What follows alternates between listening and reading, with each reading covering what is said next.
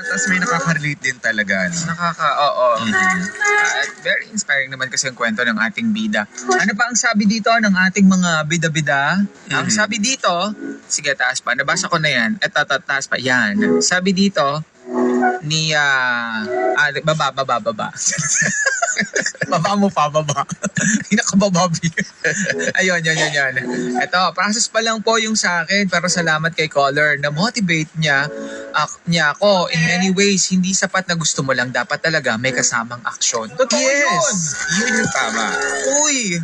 Kasi kapag basta iniisip lang natin, wala mangyayari kung hindi natin a-actionan. One step at a time. Minsan Saka, kasi akala natin, yung pray ka ng pray, pero hindi ka naman kumikilos. Oo. Tandaan po, nasa Diyos ang awa, nasa tao ang gawa. Diba? So, sa lahat po na gusto nating mangyari sa buhay natin, dapat po pinagtatrabahuhan natin yan. Saka parang ang iniisip kasi ng tao na gusto maging successful sa buhay, yung mabilisan. Oo, wala pong ganun. May mga pagkakataon po talaga na dahan-dahan, unti-unti. Pero, umuusad. Sa unti-unti na yun, is nag-grow ka. Yes. Kasi ang gusto nila, di ba yung parang sa hagdan, na konting baitang lang, yung aakyatin mo, pero may hirapan ka. Sobrang hirap umakyat. Yes. Pero yung unti-unti na pag-akyat mo, pero madali para sa'yo. Di ba? True. At least makakarating ka nang hindi ka napapagod masyado. Yes. Si Marlene, ang sabi niya, yung anak ko ganyan din ginagawa niya.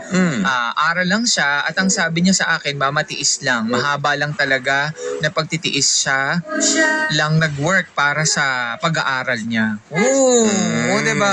Tsaka nakakatuwa. Tsaka alam mo yun, hindi naging hadlang na naghiwalay yung parents niya.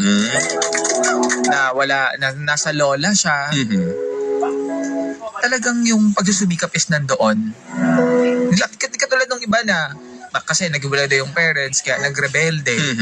Pero hindi. Yung ating bida is alam niya kung anong daan yung tatahakin niya.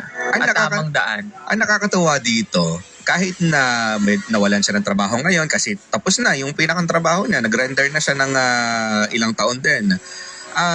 Hindi natapos doon yung pagsusumikap niya dahil up until now may trabaho pa. Trabaho, diba, nagsusumikap. naghihintay nung mga requirements na inaasikaso niya.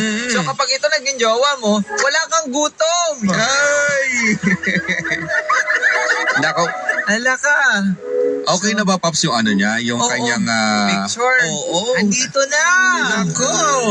Nako po, mga kapuso, mga kabarangay, sa mga gustong masilayan ang kapugian ng ating bida na nagsumikap at maraming pangarap, ano pang inihintay nyo? Punta na po sa ating FB Live, Barangay Alas 971 FB page. Nako, ay wow! May itsura naman pala talaga, Oo. Ayan mga kapuso, Barangay Di ka Alas na lugi, 971 di ka talaga FB lugi page. dito. Wala kang gutom. Okay? Masipag.